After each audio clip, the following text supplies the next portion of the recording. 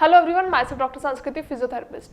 Today in this video we'll talk about paralysis. Generally paralysis की condition में या paralysis जब किसी को हो जाता है तो पेशेंट्स जनरली कौन कौन से मिस्टेक्स करते हैं और उनके केयर टेकर भी कौन कौन से मिस्टेक्स करते हैं, ये आज मैं आपको अपनी वीडियो में बताऊंगी. तो प्लीज़ वॉच इट केयरफुली ताकि आपको समझ आए और आप उन चीज़ों से बच सको जो जनरली आप गलत कर रहे होगे फॉर श्योर.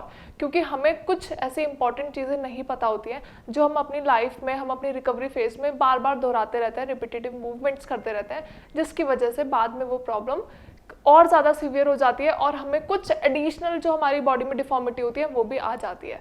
तो प्लीज़ वीडियो को ध्यान से देखिएगा ताकि आप समझ पाओ कि एक्चुअली में कौन कौन सी चीज़ों से आपको बचना है.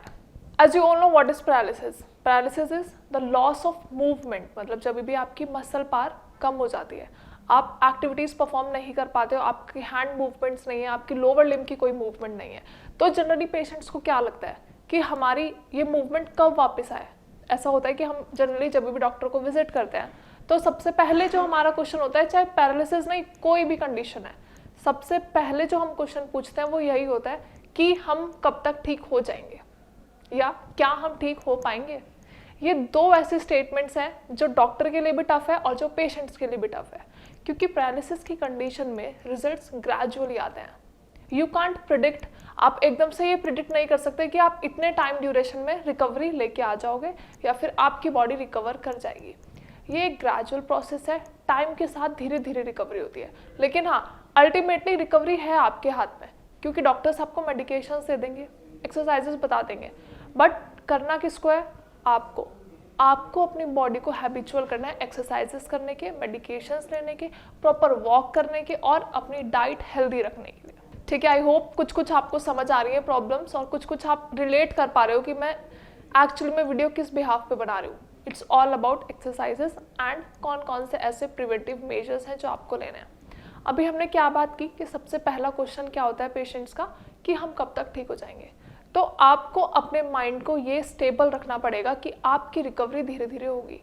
सबसे पहला पॉइंट मेरा यही है कि आपको हमेशा से कॉन्शियस नहीं होना है, स्टेबल रहना है. हाँ ठीक है, कॉन्शियस हो आप अपनी रिकवरी को लेके, दैट इज़ गुड, लेकिन रिकवरी हमेशा धीरे धीरे होती है. तो आपको पेशेंट रहना है, आपको काम रहना है और अपनी रिकवरी को अच्छा होते हुए आप खुद देख पाओगे.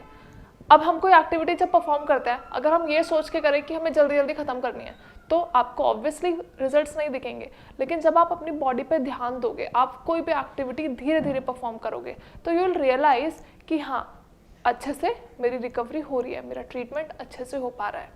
तो पॉइंट बस यही है कि आप काम रहो, पेशेंट रहो, ज़्यादा अपनी कंडीशन को लेके, अपनी हेल्थ को लेके कॉन्शियस ना रहो. ठीक है. Next if we talk about that is walking. जब भी पैरालिसिस के पेशेंट्स हमारे पास आते हैं तो उनका मेजर कंसर्न यही होता है कि मैम क्या हम चल पाएंगे. And that is very true कि वो बहुत ज़्यादा टफ सिचुएशन होती है पेशेंट्स के लिए. और हम जनरली पेशेंट्स को यही रिकमेंड करते हैं कि यू नीड टू वॉक. आपको चलना ही है, आप चलो, जितना ज़्यादा आप चल सकते हो, दिन में जितनी भी बार यू कैन वॉक, आप वॉक करो. बट पेशेंट्स क्या करते हैं, उन्हें ये लगता है कि अब नहीं, थोड़ी देर बाद कर लेंगे या आज नहीं कल कर लेंगे. तो आपको ये वाला एटीट्यूड अपने मन से, अपने माइंड से निकालना होगा. आपको वॉकिंग करनी है, क्योंकि अल्टीमेटली जब तक आप अपने पैरों पर वेट लेना नहीं सीखोगे, कोई आपको हेल्प नहीं कर सकता. फिजियोथेरेपिस्ट आपको एक्सरसाइजेस कराएंगे, डॉक्टर्स आपको गाइड कर देंगे, लेकिन अल्टीमेटली काम आपके खुद के पैर ही कर रहे हैं. तो आपको वॉक करनी है. वॉक करोगे तो आपकी मसल्स सीखेंगी एक्शंस करना, वॉक करना.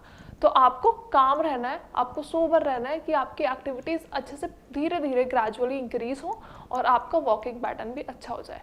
क्योंकि जब तक पेशेंट खुद से अपने आप को इंडिपेंडेंट फील ना करे, तब तक कोई भी उसके माइंड में ये चीज़ नहीं डाल सकता कि आप बहुत जल्दी ठीक हो जाओगे. जब पेशेंट्स को रिकवरी अपने सामने से दिखती है, जब आपको खुद दिखता है कि आपके पैर चल रहे हैं, आप अच्छे से चल पा रहे हो, बैठ उठ पा रहे हो, तो आप और भी ज़्यादा मोटिवेट होते हो. आपके अंदर और भी ज़्यादा पॉजिटिव फीलिंग्स आती हैं कि अब हाँ, मुझे रिकवरी मिल रही है, मैं एक स्टेज में क्रॉस कर चुका हूँ, तो अब मैं आगे आगे धीरे धीरे अपनी रिकवरी देख सकता हूँ. तो ये मेरा पॉइंट था कि आपको वॉकिंग करनी है, आपको डिले नहीं करना है. Now we talk about third, that is diet. Patients generally फ्रम्पी हो जाते हैं, लेजी हो जाते हैं, इरिटेटेड हो जाते हैं, उन्हें कुछ खाने का मन नहीं करता और हम इनिशियली पेशेंट्स को लिक्विड डाइट पे ही रखते हैं. बट वो लिक्विड डाइट कब तक लेनी है, कितने टाइम तक लेनी है, ये आपको कंसल्ट करना बहुत ज़रूरी है अपने डॉक्टर से। क्योंकि हम जनरली एक बार डॉक्टर ने बोला कि पेशेंट को लिक्विड डाइट पे रखो तो हम उसे लिक्विड डाइट पे ही रखते हैं, लेकिन जब हमारे बॉडी में सिर्फ फ्लूइड्स जाएंगे, कुछ सॉलिड नहीं जाएगा, कुछ हैवी नहीं जाएगा, तो हम कैसे एक्सपेक्ट कर सकते हैं बॉडी से उसका वर्कआउट, हम कैसे एक्सपेक्ट कर सकते हैं बॉडी से उसकी रिकवरी। जब हमारी बॉडी को एसेंशियल न्यूट्रिएंट्स, विटामिन्स ही नहीं मिलेंगे तो हमारी बॉडी रिकवर कैसे करेगी, हमारी बॉडी हेल्दी कैसे रहेगी। तो अपनी डाइट का प्रॉपर ध्यान रखना है, whether it is veggies, fruits या फिर डेयरी प्रोडक्ट्स हैं या फिर ड्राई फ्रूट्स हैं या फिर आपका नॉन वेज है, तो आपको ध्यान ये रखना है कि आप कौन से अमाउंट में कितना खाना कब शुरू कर सकते हो और आपको कितना खाना है। ये आपको अपने डॉक्टर से पूछना बहुत ज़रूरी है जब भी आप रेगुलर चेकअप्स के लिए जाते हो या फिर आप कभी भी डॉक्टर को विजिट करते हो, ठीक है। Now next if we talk about that is your positioning. हम जब एक ही पोजीशन में बहुत टाइम तक लेटे हुए हैं या फिर लाइक सपोज बैठे हुए हैं, अब मैं नॉर्मली बैठी हूँ, बहुत देर तक मैं इसी पोजीशन में बैठी हूँ, तो जब मैं उठूंगी तो मुझे बैक में पेन होने के चांसेस हैं। वैसे आई एम नॉर्मल, लेकिन जब मैं उठूंगी तो मेरे बैक में पेन होने के चांसेस हैं। तो आप कैसे एक्सपेक्ट कर सकते हो कि पैरालिसिस के पेशेंट में कोई प्रॉब्लम नहीं होगी? होती है। वहाँ पे बेड सोर्स बनने स्टार्ट हो जाता है, प्रेशर सोर्स बनने स्टार्ट हो जाता है। Pressure source and bed source से मेरा मतलब है वहाँ पे कमर में छोटे छोटे जख्म होने शुरू हो जाते हैं और आपके हिप एरिया में, आपके पेल्विक एरिया में भी छोटे छोटे सोर्स होने स्टार्ट हो जाते हैं। मतलब वो स्किन आपकी उभर सी जाती है और रेडनेस होती है और उसके बाद क्या होता है, वहाँ पे इचिंग होनी शुरू हो जाती है। अब आप खुद सोचो, ऑलरेडी पैरालिसिस के पेशेंट्स बहुत ज़्यादा फ्रम्पी, लेजी और बहुत ज़्यादा इरिटेटेड रहते हैं, लेकिन उसके साथ साथ अगर उन्हें साथ में कोई प्रॉब्लम भी हो जाए उसके बाद तो और ज़्यादा सोने पे सुहागा वाली बात हो गई कि पेशेंट्स पहले से इरिटेटेड हैं, ऊपर से कुछ हो गया तो और ज़्यादा दिक्कत में आ जाता है। तो आपको अपने पेशेंट्स को इन चीज़ों को लेके ध्यान रखना है, उन्हें समझाना है। समझाना क्या, ये ध्यान आपको रखना है, क्योंकि पैरालिसिस के पेशेंट खुद से इंडिपेंडेंट नहीं होते हैं, वो इतने ज़्यादा सेल्फ इंडिपेंडेंट नहीं होते हैं कि वो अपनी एक्टिविटीज़ कर पाएँ। तो जो भी उनके केयर टेकर हैं, जो भी उनके अटेंडेंट्स हैं, उनको ध्यान रखना है कि पेशेंट्स की positioning time to time change होती रहे। ये तो बात कर ली हमने बैठे रहने की। लाइक सपोज जब पेशेंट पूरे टाइम एक स्ट्रेट लाइन में, एक सुपाइन लाइन में लेटा हुआ है, तो ऑब्वियसली उसकी बॉडी में बेड सोर्स होंगे। जब आपकी स्किन पूरे टाइम बेड से टच रहेगी तो रगड़ा खाएगी तो जख्म होने तो लाजमी है। तो आपको करना क्या है, आपको हमेशा पिलो प्लेसमेंट करनी है, आपको लेटरल टर्निंग्स करनी है, जैसे हम कहते हैं करवट लेनी है। आपको लेफ्ट राइट दोनों तरफ करवट लेनी है और ज़्यादा से ज़्यादा कोशिश करनी है बैठने की। अगर ज़्यादा देर लेटे रहेंगे तो बैक में प्रॉब्लम भी होगी और भी इश्यूज होंगे, आप और ज़्यादा लेजी होते चले जाओगे क्योंकि कोई एक्टिविटी परफॉर्म होती ही नहीं है। हम हमेशा लेटे हैं तो लेटे ही हैं। तो इस चीज़ को अवॉइड करना है, आपको हमेशा लेटे नहीं रहना है, अपनी पोजीशनिंग पे ध्यान देना है। अगर लाइक सपोज आपके केयर टेकर या आपके अटेंडेंट भूल गए, वो नहीं बता रहे, तो आप हाथ से इशारा तो कर सकते हो। अब सोचो, इससे आपके दो काम हो रहे हैं। अगर आप हाथ से इशारा करोगे तो आपकी एक्टिविटी भी तो हो रही है, आपकी मूवमेंट भी तो हो रही है, और जोन सी साइड आपकी अफेक्टेड है आप ट्राई करो उसी साइड से एक्शन परफॉर्म करने की। इससे दो चीज़ें हो रही है, आपकी एक्सरसाइजेस भी हो रही है और आप किसी को इन्फॉर्म भी कर पा रहे हो कि मेरी पोजीशनिंग चेंज करा दो या मेरी करवट चेंज करा दो। इससे आपका माइंड भी एक्टिव रहेगा। तो अपने आप को बीइंग अ पेशेंट, अपने आप को कैसे रिकवर करना है, कैसे हेल्दी रखना है, ये आपके हाथ में ही है। क्योंकि पेशेंट्स जनरली बहुत ज़्यादा अपने आप को डीमोटिवेट कर लेते हैं कि हमसे तो कोई एक्शन परफॉर्म हो ही नहीं पाएगा, हम तो अपनी डेली एक्टिविटी में नॉर्मल हो ही नहीं पाएंगे, पता नहीं हम पहले की तरह काम कर पाएंगे या नहीं कर पाएंगे। तो जब तक आप ये सारी चीज़ें अपने माइंड से सबसाइड नहीं करोगे तब तक इन चीज़ों को आपके दिमाग से कोई नहीं निकाल सकता। तो इसीलिए मैं बार बार यही पॉइंट कह रही हूँ कि आपको इन चीज़ों का ध्यान रखना है, आपको ये सारे पॉइंट्स अपने माइंड में क्लियर रखने हैं कि अल्टीमेटली रिकवरी मेरे खुद के हाथ में है, अल्टीमेटली रिकवरी पेशेंट्स के ही हाथ में होती है, क्योंकि उन्हें करना काम खुद ही है। हम एक्सरसाइजेस करवाएंगे लेकिन जब तक पेशेंट खुद नहीं करेगा हम ज़बरदस्ती थोड़ी ना करा देंगे। तो ये पॉइंट होता है। इससे पहले कि थेरेपिस्ट ज़बरदस्ती आपको एक्सरसाइज कराए या फिर डॉक्टर्स आपको ज़बरदस्ती मेडिकेशंस दें, इस चीज़ से बचने के लिए आपको खुद से ही करना है।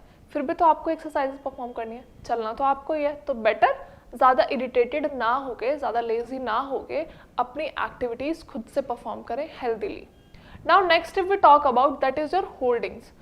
होता क्या है, जब भी हम पेशेंट्स को बेड से उठाते हैं या फिर पेशेंट बहुत देर तक चेयर पे बैठे हैं, उन्हें चेयर से बेड पे लेके जा रहे हो, तो हम ध्यान ही नहीं रखते कि हम पेशेंट्स को कैसे होल्ड कर रहे हैं। हम इतने ज़्यादा केयरलेस हो जाते हैं, इतने ज़्यादा निग्लेक्ट कर देते हैं इस चीज़ को कि हम कैसे भी पेशेंट को उठा के बस बिठा देते हैं।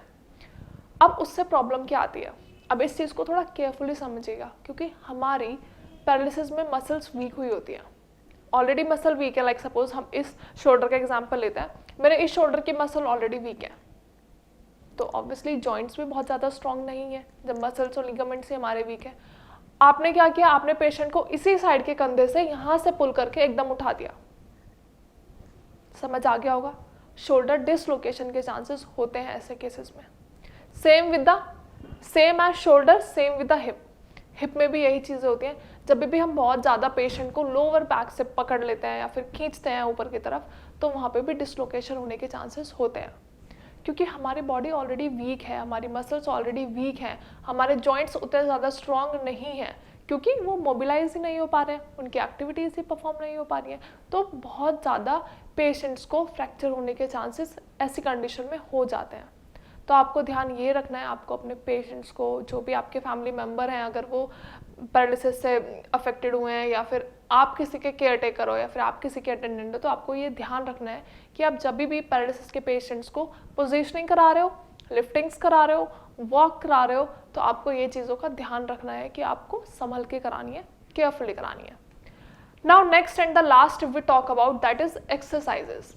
यूजुअली जब भी हमारे पास पेशेंट्स आते हैं तो उनके पास एक एक्सक्यूज ऑलरेडी तैयार होता है कि मैम हमें तो पैरालिसिस है, हम एक्सरसाइजेस कैसे परफॉर्म कर पाएंगे, मेरी तो ये साइड चल ही नहीं रही है और आप इसी साइड से एक्सरसाइज करने को कह रहे हो, मेरे तो इस पैर में ताकत ही नहीं है, तो मैं चलूँगा कैसे। ऑलरेडी उनके पास बहुत सारे एक्सक्यूजेस होते हैं, लेकिन अगर हम एक्सक्यूजेस सुनने लगे तो हम रिकवरी कैसे दे पाएंगे पेशेंट्स को। तो यही बात है जो आपको भी समझनी है। अगर आप हमेशा एक्सक्यूजेस तैयार रखोगे तो आपको रिजल्ट्स कैसे मिलेंगे। फिर आप डॉक्टर से उल्टा पूछते हो कि हमारी रिकवरी क्यों नहीं हुई। तो बार बार जो मैं आपको बात समझा रही हूँ वो यही है कि आपकी रिकवरी अल्टीमेटली आपके हाथ में ही है। जब आप एक्शंस परफॉर्म करोगे, जब आप मूवमेंट्स करोगे, तो आपकी बॉडी मूव हो रही है, आपके जॉइंट्स मोबिलाइज हो रहे हैं और वहीं से रिकवरी आना स्टार्ट होती है। आपने मेडिकेशंस टाइम पर ले ली, दैट इज़ ओके, लेकिन मेडिसिन के साथ साथ अपनी एक्सरसाइजेस, अपनी वॉक और अपनी डाइट का आपको ध्यान रखना है। और ज़रूरी नहीं है कि आपको हमेशा कोई एक्सरसाइजेस कराए, आपको इनिशिएटिव खुद से लेना पड़ेगा। थेरेपिस्ट आएंगे, आपको एक्सरसाइजेस करा के चले जाएंगे, बाकी जो पूरा दिन है वो तो आपको ही गुजारना है, मूवमेंट्स तो आपको ही करनी है। तो आप अपनी एक्सरसाइजेस को टाइम से परफॉर्म करो, टाइम से सारी चीज़ें करो, अपनी एक्टिविटी, अपनी हेल्दी लाइफ खुद से जीना शुरू करो और अपने दिमाग में जितनी भी नेगेटिव चीज़ें हैं, जितने भी डिप्रेसिव चीज़ें हैं, उन सबको निकाल के अलग रख दो और अपने ब्रेन को क्लियर रखो और अपनी एक्टिविटीज़ परफॉर्म करते जाओ। आई होप वीडियो में सब कुछ समझ आया होगा। अगर वीडियो के रिगार्डिंग कोई भी क्वेरी है, कोई भी क्वेश्चन है, या फिर आप किसी प्रॉब्लम से डील कर रहे हो और आपको कोई रिजल्ट्स नहीं मिल रहे हैं, या फिर कोई प्रॉब्लम ऐसी हो गई है, कोई बीमारी ऐसी हो गई है जिसका आपको रिकवरी नहीं मिल रही है, तो वो भी आप हमारे डॉक्टर से कंसल्ट कर सकते हो। Do contact Shreyas for that. आप श्रेयास में हमारे डॉक्टर्स के साथ अपनी रिपोर्ट शेयर कर सकते हो, अपनी हिस्ट्री शेयर कर सकते हो, अपनी मेडिकेशंस भी शेयर कर सकते हो कि जो आप पहले ले रहे हो लेकिन आपको रिकवरी नहीं मिल रही, और हमारे डॉक्टर्स आपको बेस्ट आयुर्वेदिक मेडिसिन देंगे जिनका ना तो कोई साइड इफेक्ट है और ना हमारी बॉडी में वो किसी भी तरह से हार्म पहुंचा सकते हैं। Thank you so much, have a nice day.